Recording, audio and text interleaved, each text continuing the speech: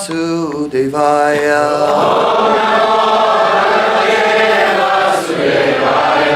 Om Namo Bhagavate Vasudevaya.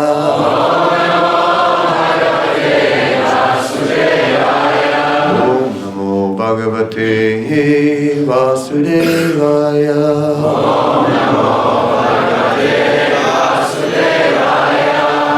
Now it is 16. Oh, Krishna. Too bad. There are my glasses. 69.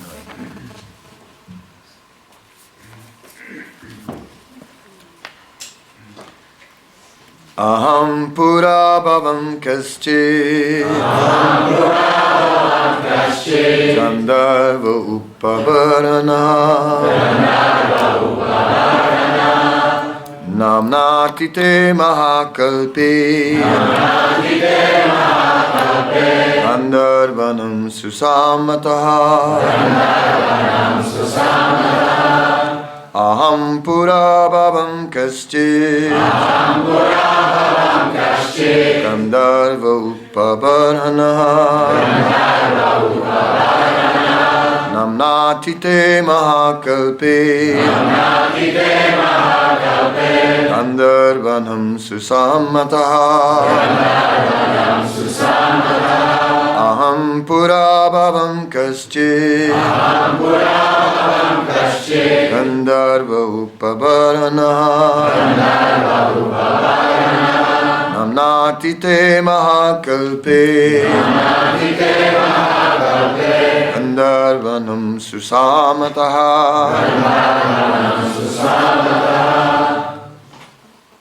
Aham pura bhavam kaschit Gandharva upavarana Namnatite mahakalpe Gandharvanam susamataha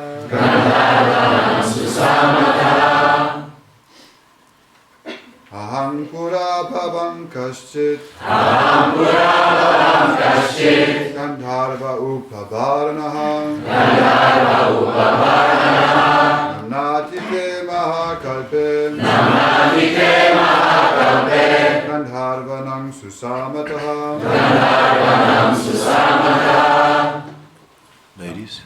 Aham pura bhavam kaschit Gandharva upahanana Namanitite mahakalpe Gandharvanam susamataha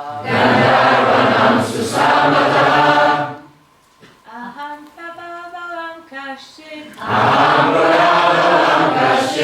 Gandharva upavarana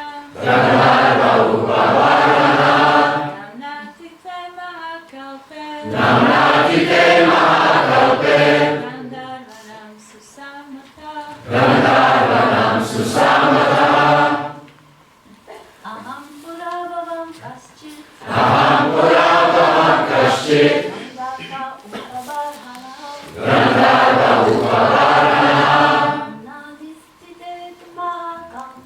Namnatite mahakalpe Gandharvanam susamataha Aham. I myself. Pura. Formally. Abhaya. Sorry. Abhavam. Existed as. Kaschit.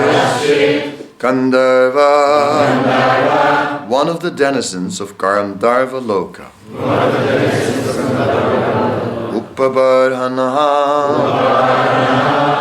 Upavarhana. Namna. By the name. Atite. Long, long ago. Mahakalpe. In a life of Brahman. Which is known as a Mahakalpa. Gandharvana. among the Gandharvas. Susamataha, a very respectable person. Long, long ago, in another Mahakalpa, millennium of Brahma, I existed as the Gandharva known as Upabarhana. I was very respected by the other Gandharvas. Purport. Sri Narada Muni is giving a practical example from his past life. Formerly, during the previous lifetime of Lord Brahma, Narada Muni was one of the denizens of Gandharva Loka, but unfortunately, as will be explained, he fell from his exalted position in Gandharva Loka, where the inhabitants are extremely beautiful and expert in singing, to become a Sudra. Nonetheless, because of his association with devotees, he became more fortunate than he was in Gandharva Loka, even though cursed by the Prajapatis to become a Sudra. In his next life, he became the son of Lord Brahma. The word Mahakalpa is described by Sri Madhvacharya as Atita Brahma Kalpe. Brahma dies at the end of a life of many millions of years. The day of Brahma is described as Bhagavad Gita 8:17. Sahasra Yuga Paryantam Aharyat Brahmano Vidu Ratrim Yuga Sahasrantam Tehu Ratra Vidu Janaha. By human calculation, 1,000 ages taken together is the duration of Brahma's one day. And such also is the duration of his night. Bhagavan Sri Krishna can remember incidents from millions of years ago. Similarly, his pure devotee, like Narada Muni, can also remember incidents from a past life, millions and millions of years ago.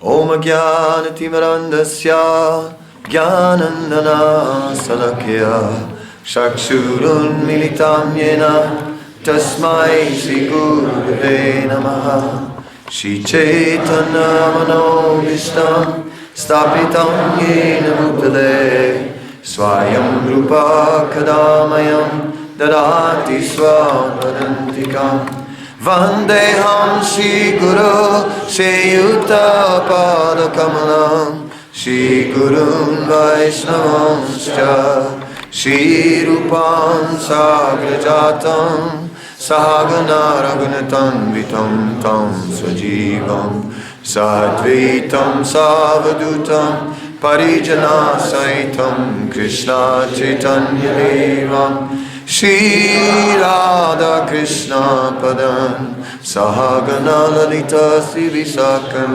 Vitamscha Hey Krishna Karuna Sindhu Dinabandhu Jagatmate Gopesha Gopika Kanta Radha Kanta Namostute Tapta Kansana Gourange Radhe Vrindavaneshwari Vishamanusutta Devi Pranamami Hari Priye Vansakalpatarubhyacha Kripa Sindhubhyevacha Patitanam Pavanebhyo Vaishnavebhyo Namo Namah Shri Krishna Chaitanya Prabhu Nityananda Shri Advaita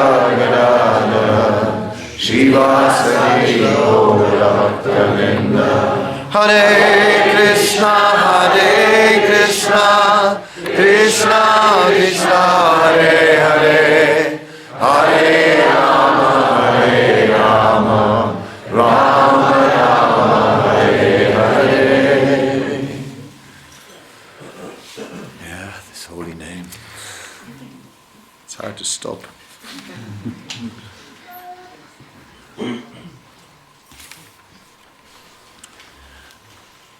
So Narada Muni, in his discussion with Maharaj Yudhisthira, is giving different examples of transcendence.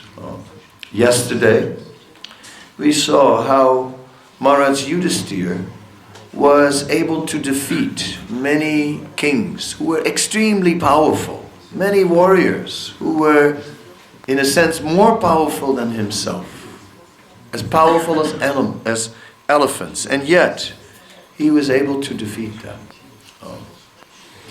Today, we are seeing that Narada Muni describes how he was a Gandharva in a previous life.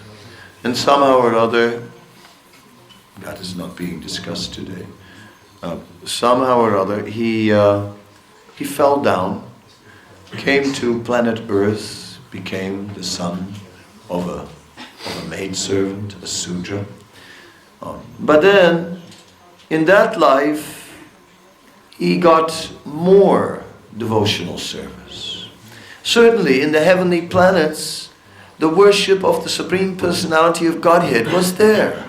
It was not just that he wasn't hearing about Krishna. He was. And he was engaged in so many rituals. Because in the higher planetary systems, everything is going on according to prescribed duty. It is there that the society of the Devatas is controlled by the mode of goodness. So in that way, in the mode of goodness, everything is done properly. It is said in the middle planetary systems where we are, everything is done in the mode of passion. So the mode of passion is, I want to do what I feel. And then there is this nagging reminder from, no, there is also prescribed duty.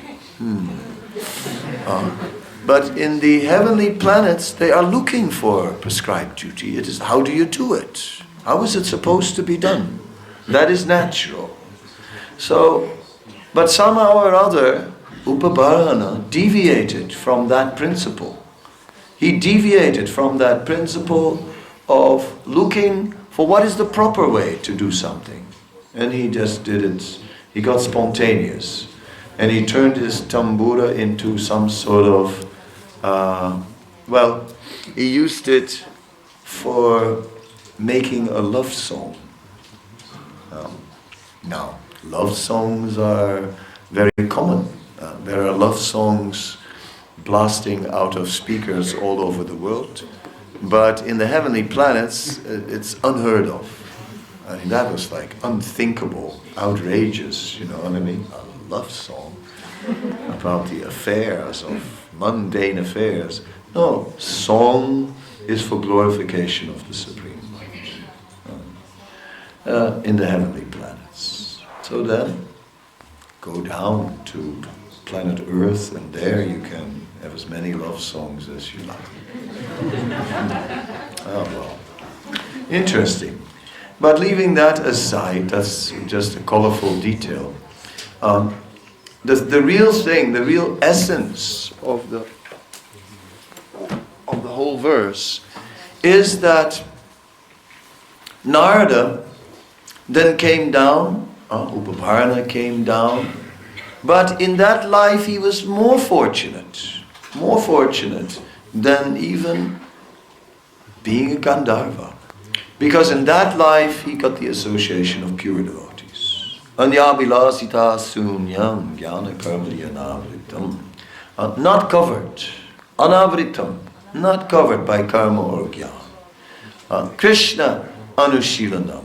Always cultivating their Krishna consciousness. Uttama bhaktas. Uttama, beyond tamas. Uttama is the topmost devotees. And it basically means uttama means beyond the influence of ignorance. Because whatever our position is, whether we are in the mode of goodness, whether we are in the mode of passion, whether we are in the mode of ignorance, in all these positions we are covered to a degree by ignorance. So even those who are in the mode of goodness are still covered by a certain extent of ignorance. Because they are not becoming ecstatic upon chanting the holy name of the Lord. In the quote book that I gave you yesterday, there's a quote where it says that if you chant the holy name for 100 lifetimes, then you will be able to chant it constantly. So keep on chanting. 100 lifetimes. What is that? We also saw in the play last night, even for Mukunda, 1,000,000 lifetimes was nothing. So what is 100 lifetimes? So already someone should get ecstatic. No, 100 lifetimes. They can chant constantly, isn't it? So this is so nice. But still, because we're from the age of Kali, they go, 100 lifetimes. 100? Oh gosh. I'm never gonna make it 100. I mean, even 1 is already like, gosh, difficult. And now you want 100. Yeah, no, I don't think it's for me then. So no, don't worry. When, due to Lord Chaitanya's mercy now, so quickly, the result is there, that even, even 1 lifetime will do. It will do, somehow or other. Then, by mercy we will be carried to the spiritual world, and then somewhere on the way, love of God will also manifest in the heart, and then we can chant in ecstasy. Anyway, so Bhagavatam is describing this process of pure and unalloyed devotional service. Dharma prujita kaitavo, traparamam nirmatsaranam satam. For the non-envious, who are not interested in any cheating religion, in any kaitava dharma, who are not interested in any ritual for getting material blessings, or who are not interested in liberation from this material world, who are simply interested. Janmani svare bhavatat bhakti rahaitaki tvai. Simply life after life, serving Krishna. If somehow or other I may be allowed to do some devotional service. But it takes time to become humble, right? To actually appreciate devotional service. See, as we are proud, we cannot fully appreciate devotional service. It is not possible. It is not possible. The pride gets in the way, and the pride makes us think of ourselves, and we can only really approach Krishna and appreciate the mercy of devotional service by being very humble. And, well, Krishna makes arrangements to make us humble. All these beatings of the material energy which we are getting, everybody, I guess. I mean, some people, I sometimes meet someone who says, I've never suffered. Really? I think you're suffering from amnesia. I mean, come on. I've never suffered. It's like one of my examples is that I read in Prabhupada's, I forgot actually where I read it, but Prabhupada was explaining how in Vedic times they knew they had many herbs and they didn't need this whole modern medical industry, and they had one herb for tooth problems. You just touch the herb to a tooth and all the bacteria would leave. And then I had this tooth, And the dentist said, extraction.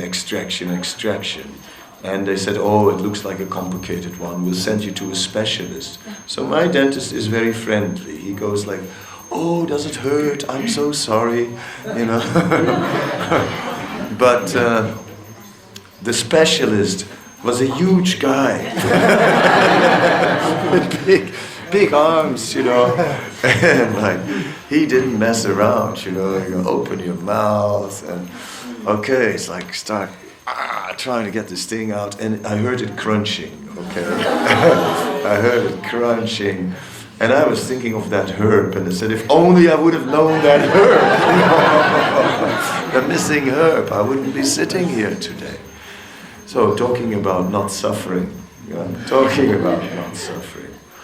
It reminds me of another story. I did a program in Soweto once. Soweto is a part of Johannesburg where 3 million African people have a lot of history. So we did a garage program somewhere. And I asked the question, is there anybody who's in control of his life? Is there anybody here who's in control of his life? And one man raised his hand. And he had a band-aid on his finger.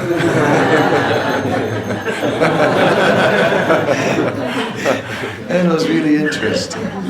It's just, little things like that we see in life, and we just laugh because we see through Srimad Bhagavatam. They say, you're in illusion, you're not in control of your life, A band-aid, Yeah. So, in this way, one who is beginning to see reality will automatically become humble. When you realize, I'm not in control, then we come to the point. Maybe I need blessings. Sachinandan Maharaj years ago he does good slideshows, and he did this one slideshow which was called The Power of Blessings. And I really liked that one. It was just showing how people would go for blessings. And then he had got many examples, and he had one example of women that didn't have a child, right? And nowadays, you go to these fertility clinics and they analyze this and that, and they freeze some parts of, anyway, I don't want to get into all the gory details of all that.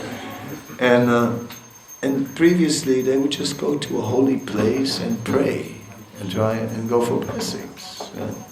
And it thinks, how nice, right? How nice. Instead of this demoniac thing, where man, through his mechanical arrangements, is trying to overpower the material energy.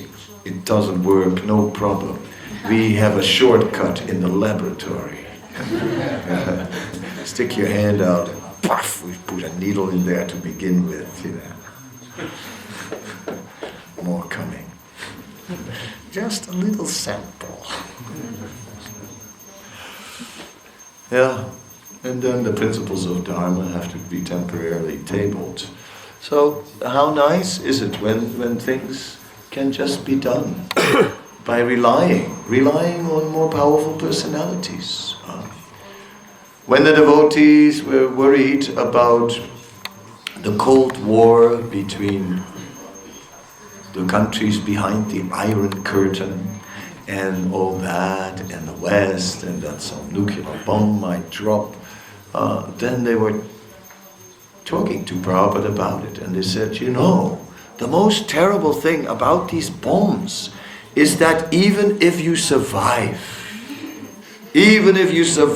the explosion, you will still die a terrible death from the radioactive fallout. Then Prabhupada saying, he said, the whole world will be covered in radioactivity. And Prabhupada said, he said, radioactive fallout is not a problem. The demigods will adjust everything in a moment. If we simply chant Hare Krishna, they will cooperate. They have another way of controlling the material energy beyond our imagination. Some of you may not have heard my example. My example is just like for ants. For an ant, sugar is like the most desirable thing. I actually read somewhere that they make alcohol out of the sugar. Just for your information. Yeah, that's why they're so into sugar. And anyway, sugar. So the ants, they like sugar a lot, and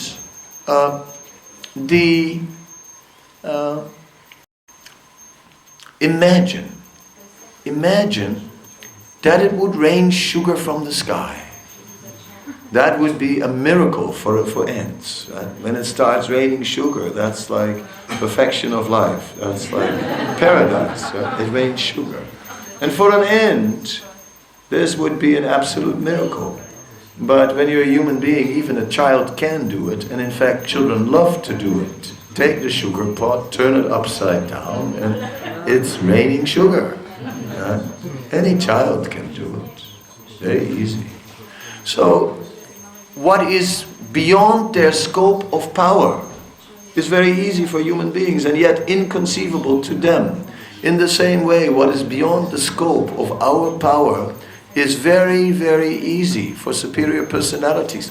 So why would we rely on the scope of our little power? As Ram Navami was going on, I was every year I go for like a week into the Ramayana, right? Like serious reading of the Ramayana. And this year I was reading about the point where Ravana, after performing his initial austerities, was ready to test his power. So he was going around and he had already taken the plane from his half-brother, Kuvira, and he was flying around in this plane, and which would fly at will, and it was all going really well. But yeah, life was a little tame because there was just no one with any power at all. Right? I mean, he was just defeating everyone so easy that it got boring. It was like, but then Narada Muni came, and Narada Muni said, "Why would you waste your time challenging these human beings, these puny little creatures?" Right? He said, "They are so powerless, and their life is so filled with misery, and it is so short, right? Why would you even bother with humans? Go and fight with Yamaraj." And then he said he would be a good opponent because no one has been able to defeat death. Sounds good, Ravana. Yeah. Anyway, there in the Ramayana there was a whole page describing the poor existence of human life. And when you realize that, my God, that's us. They're always plagued by diseases, you know. The worms are eating them like at every moment from the inside. If some of you are forgetful, you might think that you have some sort of maybe something in the blood or the blood pressure. But it is said, I read it, you read so many things these days. Now you don't know where you read it because of the internet, but I read that they are finding out that it's worms that eat holes in the brains. So if there's something you forget, you actually have a hole in your brain. And eventually your brain becomes like a sponge, and full of holes. And then you're kind of like, oh, you know. Isn't that interesting? When you hear things like that, it kind of illustrates a little bit the point I was making about the limited nature of human existence. So Narada Muni had previous been a Gandharva, so much superior, and now put down to this lower level of existence of a human being, right? A smelly human being. And then, you know, and yet, that was the life which was most fortunate.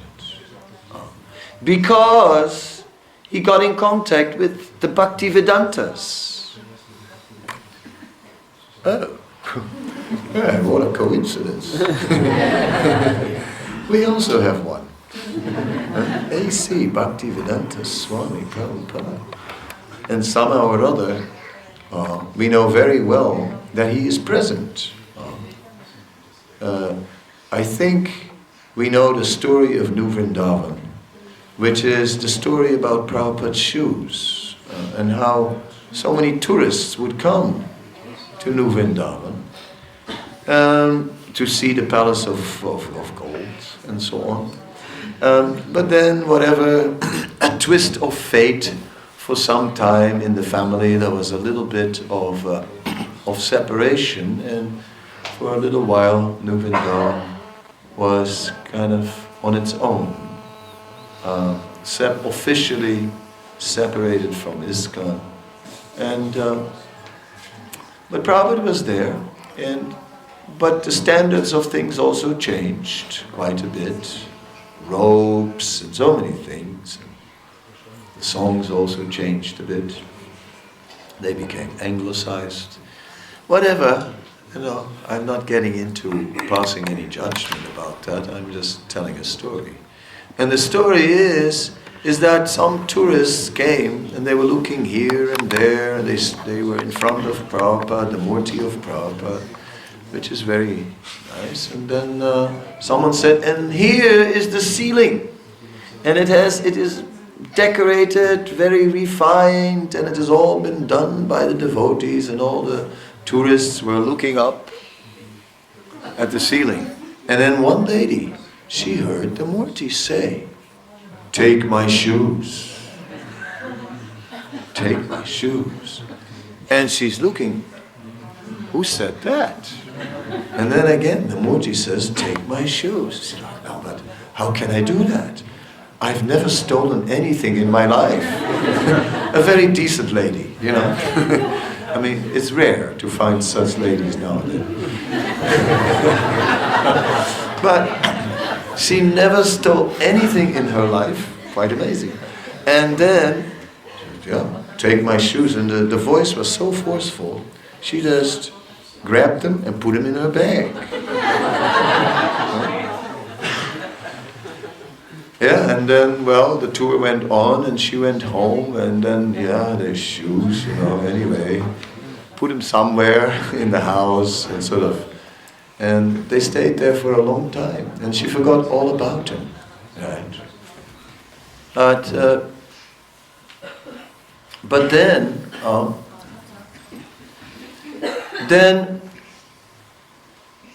New Vrindavan, things changed, and after some time they came again closer, not just to ISKCON, but to aligning with the way Prabhupada had set standards, like not giving sannyas to women is an example, which they were doing. And then this lady, one night, she had a dream of Prabhupada, and Prabhupada comes in the dream, and he says to her, "Now you can return my shoes. I have come back. I have come back. You can return my shoes."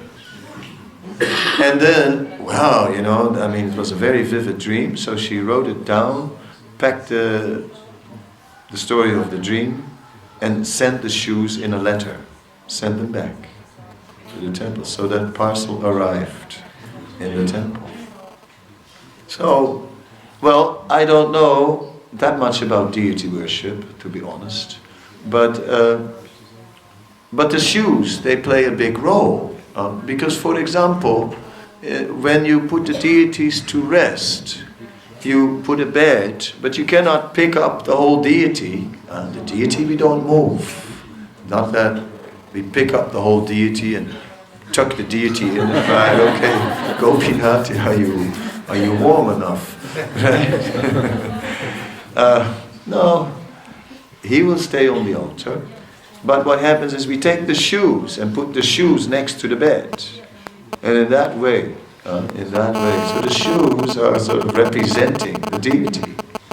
And Prabhupada said, return my shoes to the lady and I've come back. It means that for a little while he had withdrawn from his murti. But it also means that he came back. It also means that he's here, right now, in the murti, fully present, you see, where we're going. How do I even dare to speak? Anyway, Prabhupada made his disciples speak in front of him, and Lord Chaitanya also made his associates speak in front of him. So I guess I'll speak.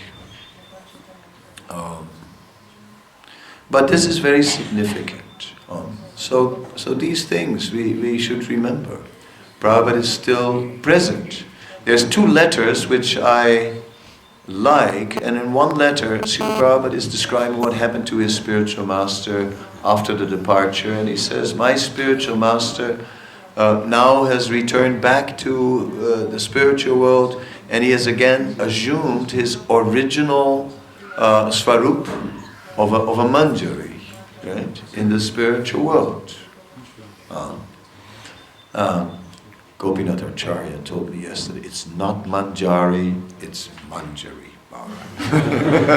Okay, got it now, manjari.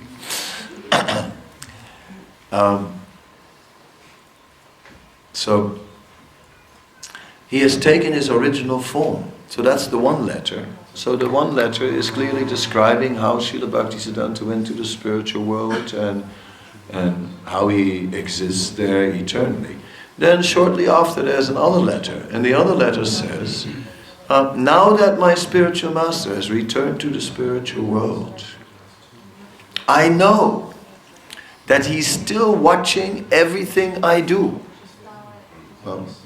He's still watching everything I do.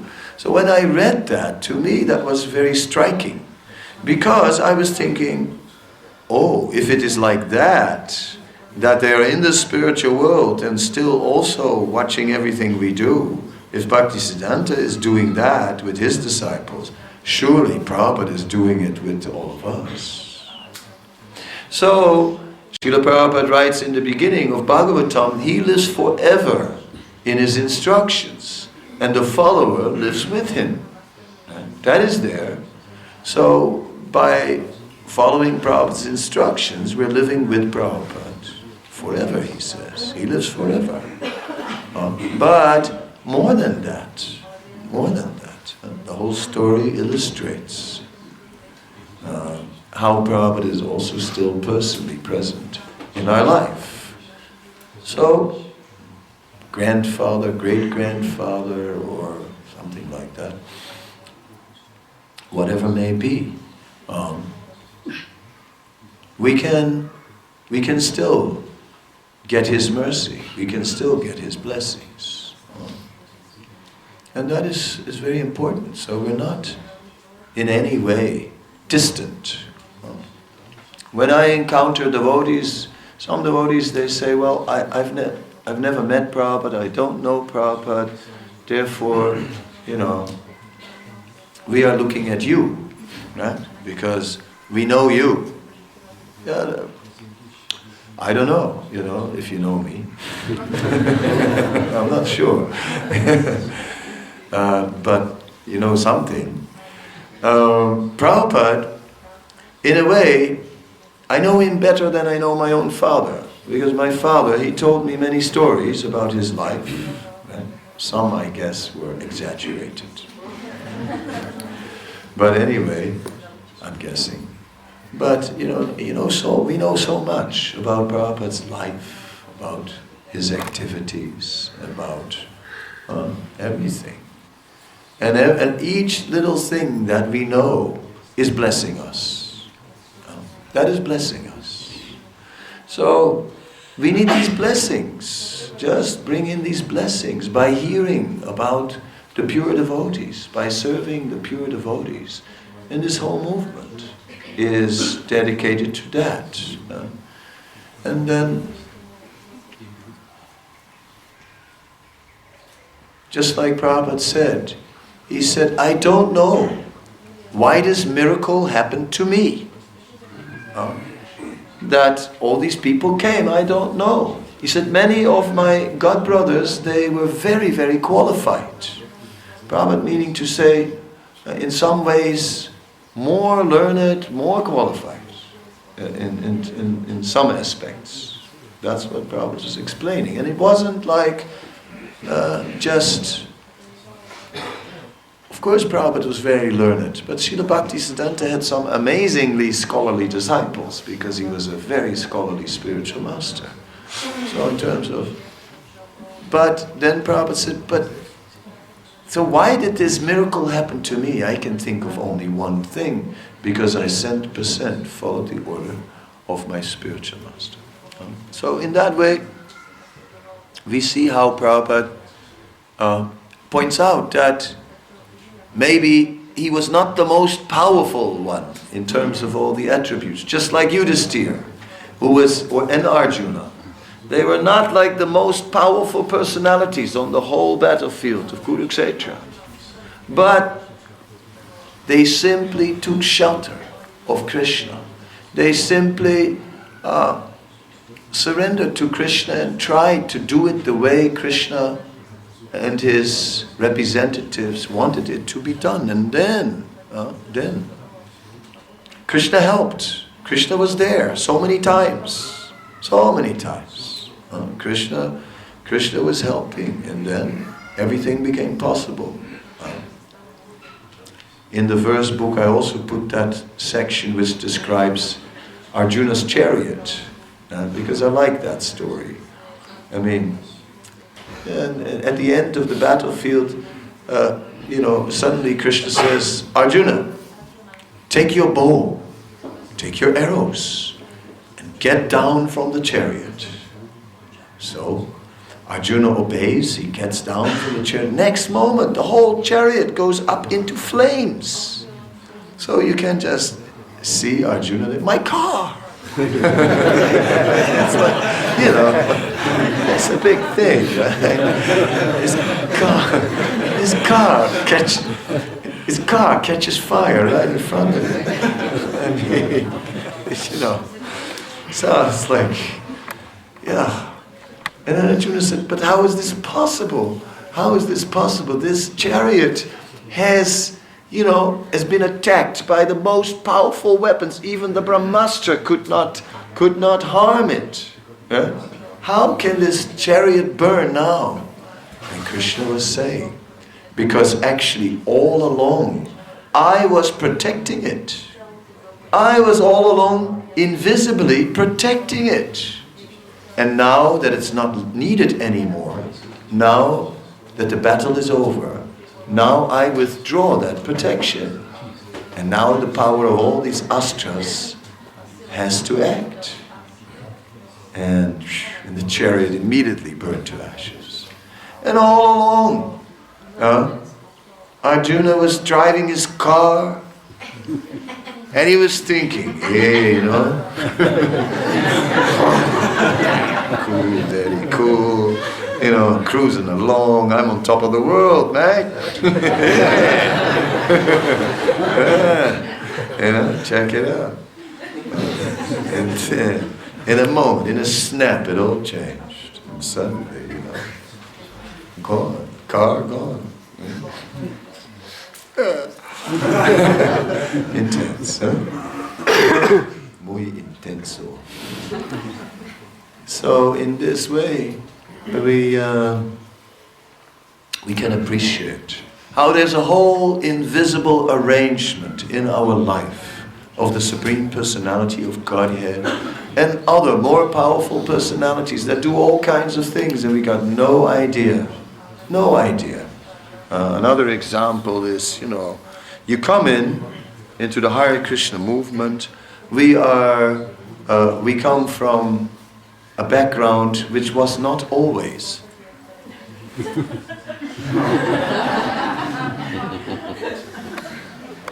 If you know what I mean. It wasn't always all kosher. But then, somehow or other we change, we become devotees, and we chant Hare Krishna for a little while, and Hare Krishna, and then we start, look at these people. They're totally in Maya, you know. Oh, they're so degraded, you know. Gosh. I mean, look at what they eat. Oh, gosh. You know. And so on, and look what they do, and, you know, and then of course, you know. We are not at all affected by these things, you know, like Maya, doesn't affect me.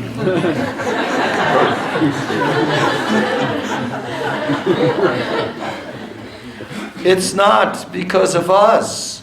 It's because of the invisible force of the Supreme Lord, who is invisibly getting in the way. Lord Chaitanya blocking all the arrows of Cupid, you know.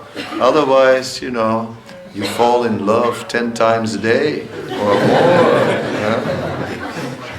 And even now it sometimes happens. With the protection of Lord Chaitanya. Can you imagine? Can you imagine that? Yeah. Bhakti Romeo and Bhakti Julia. All these things are there. No, so we just appreciate how much we rely on the protection of Lord Chaitanya, the protection of Srila Prabhupada, the protection of the demigods, the protection of Krishna, and of Srimati Radharani, and all of them, right? And in that way, we are protected. Of course, some, they straight away want to go to Vrindavan. That's what I did. I went straight away to Vrindavan. I went straight away to Radha and Krishna. And only later I got to Gaur-Nitai. Yeah, later. But now I appreciate that one cannot enter into Vrindavan. I tried it. I tried to enter. By living there for a long time, couldn't enter. Could not enter. But one who dives into the pastimes of Sri Chaitanya Mahaprabhu, says Narottam Das Thakur, will emerge into the ocean of the pastimes of Radha and Krishna. So this is where we are. We are now in this pastime of Chaitanya Mahaprabhu. We are somehow or other being transformed. And through us, amazingly enough, other people are being transformed. Us. Why us? How us? Yeah.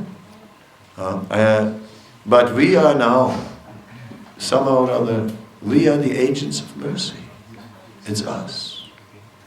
And why we have been chosen, don't ask me. You know? Don't ask me that, you know.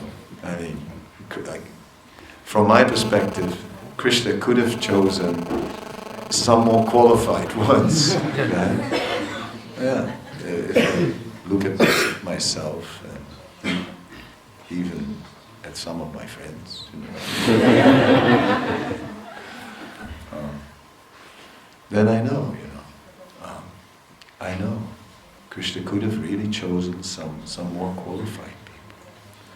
But it's somehow or other, he's chosen us. And then,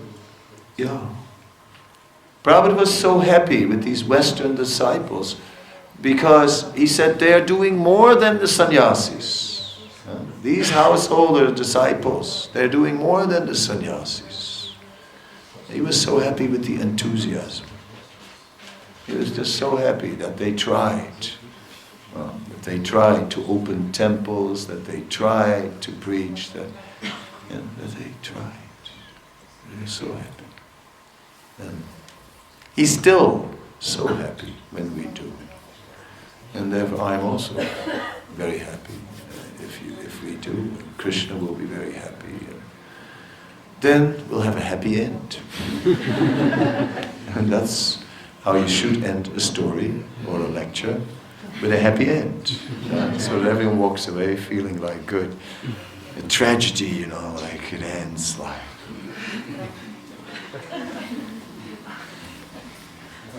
Like one Vyasa Puja, Shyamananda did like a play, it was all separation.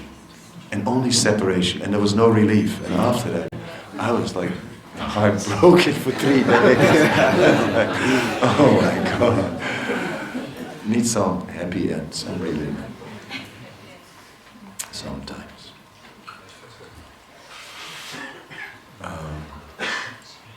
Yeah, so therefore the happy end of our festival will be in Amsterdam tomorrow. And but we haven't come to the end yet. There's a bit more to come.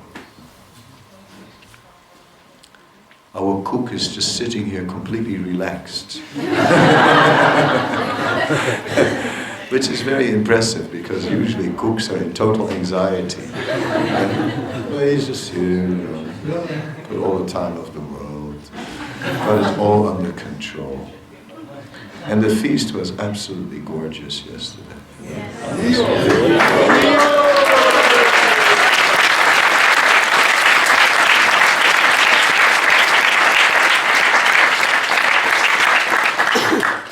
I ate it with my eyes.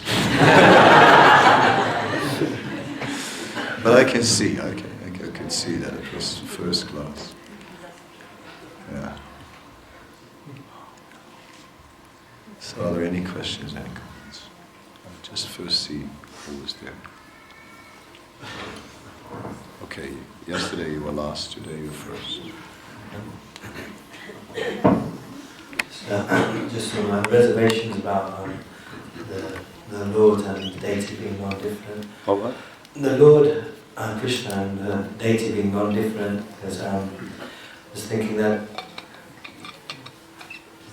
sorry for my wording, but if Krishna stood there, why would we leave the temple? If Srila Prabhupada is there. Why did you leave the spiritual world? But we're asked to do other services and do other things, but No, why did you leave the spiritual world to begin with? I don't know. Because you wanted to try it out. You wanted to try, to be in control and to be the center and to be enjoy. And here in the temple, we come in, right? He's somehow or other met a devotee and he talked us into it. He talked us into it and put on this orange dress and put this stuff on your nose and give you a book and give you a nice meal and you're sort of with a full belly and this and that. You bought into it. And here you are, And then, then there's the temple and it's nice. Krishna's there and Prabhupada, but after a little while it's like, well, now I want to be in the center again. Me, Guru Das the Great. And everyone is like that. It's very deep. So you recognize this desire to be great. That's why you can't stay in the temple. When you can be small, you can stay in the temple all day.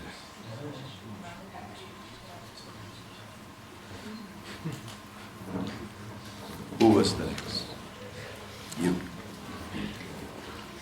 What is the proper way to understand not only get stressed because of this? What is the proper way to understand? The dynamic about Narada only got cursed because he was doing a love song in the heavenly planets. And they are singing and glorifying Krishna all the time. Or Indra or the Devatas, like that. And yet they must come here for progress.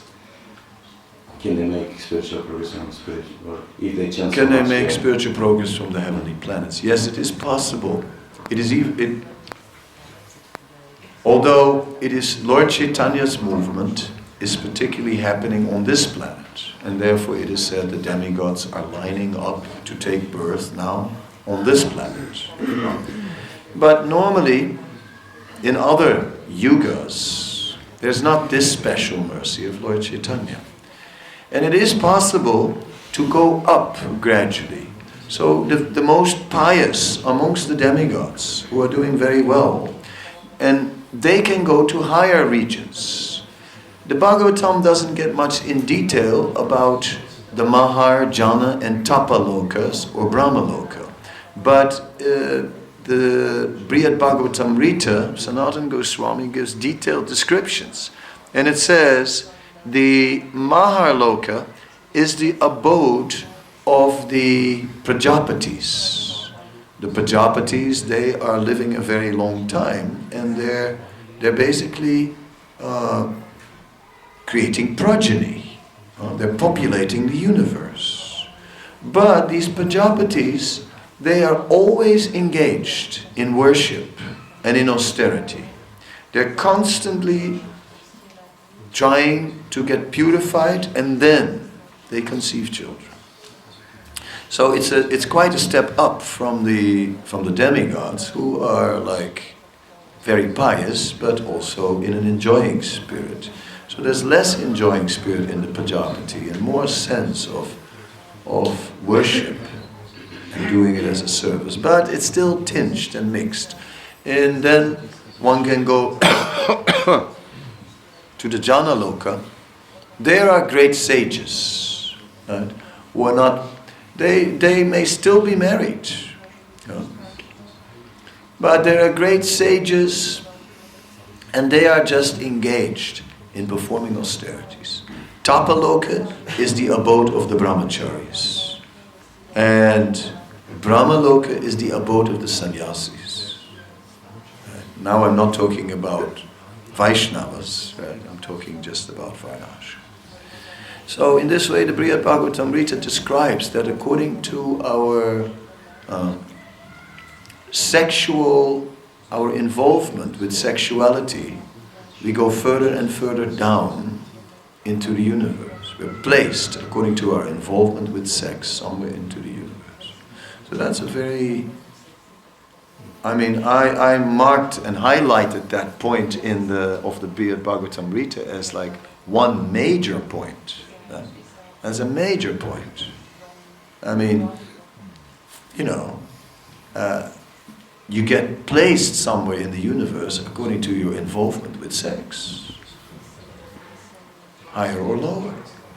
So that's something to think about, that's something to think about. So the demigods can go, some of them can go up to these Maharloka, Janaloka, Tapaloka, and Brahmaloka, and then at the end, when the end of Brahma's life, then those who are purely living with him in constant worship, they go back to Godhead. So one can also go back to Godhead like that, but you gotta be extremely pious. And who is like that? And if I look in the mirror, I was in Mayapur once walking with Janani Bas, right? And he goes, it's very difficult to become a Brahmana. He said, it takes many, many births. He said, and we didn't have a very good birth to begin with. He said, it's very, very difficult. And I was thinking, well, if it's hard for you to become a Brahmana, then what about me? So it may be hard to go that way. Better come here and join Lord Chaitanya's movement.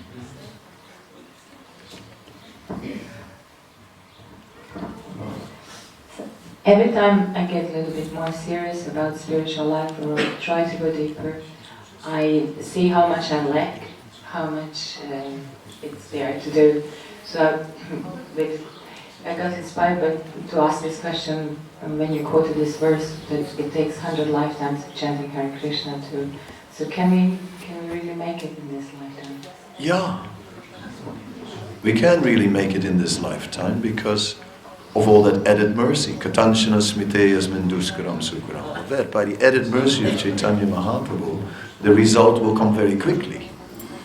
So you chant for a little while, already you get so much result.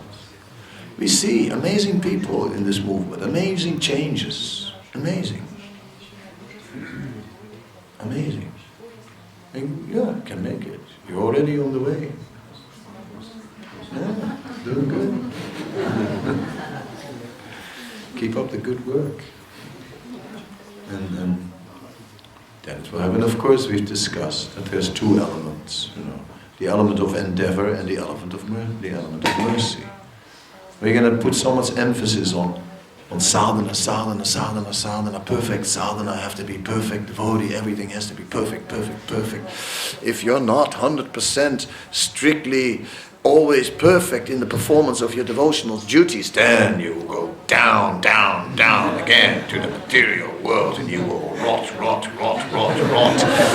until you finally come to your senses, you sinful wretch. How dare you have material desires? You will burn in the flames of your own material desires, you know. I mean, oh sinner, repent.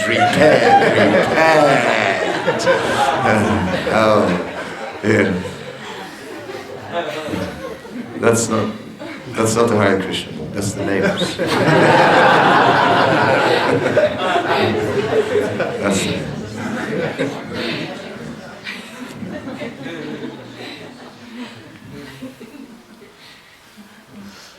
Okay. Jnana Samudra. Now wait for the mic, it's coming, because the people in the other room, they can't hear you. And on the internet. And on the internet. About 100 people watching. Thank you very much, Maharaj, for reducing this room to a room of stool. Did I? Never mind. Sorry for that. But is there a quicker way that we can, engage the world in Krishna consciousness than what we're doing now? Is there a quicker way that we can engage the world in Krishna consciousness than we're doing now? I mean, we should preach vigorously, with a lot of enthusiasm, with a lot of energy, and with a lot of purity. And these are like, we can see that in Srila Prabhupada. He was a pure devotee, but he was working like anything to somehow or other bring people to Krishna consciousness. It didn't just, Prabhupada didn't just sit there and the people started coming and start bowing down. Prabhupada said it takes gallons of blood to make a devotee. Right? So it's still vigorous preaching and purity that will do it. And purity, akama sarva kama vamoksha kamudarati tivrena bhakti yogena yete purusam param, that whether we have material desires or not, we should take shelter of the process of pure devotional service. Then there's purity. So that's how the world will change. And the story of the sparrow and the eggs, that if we are the little sparrow trying to drink the ocean and trying to get the eggs back, if we try to take on the mission of changing the world, Krishna will come. He will come. He will do it, because we can't. You see? Ultimately. But we have to attract him first by sincerity, like the little sparrow.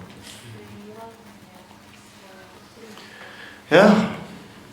And who is sincere? It's a beginning of sincerity to ask yourself, am I sincere? That's a step towards sincerity. Am I actually sincere? Not sit on your cushion, comfy and go, where's the Maha? Sincere.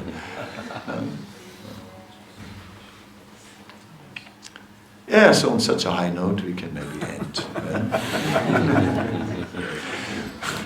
Turn a temple place full of stool and pus. How did I do that? I'm seeing from a higher perspective. Yeah, you're sitting, poor time.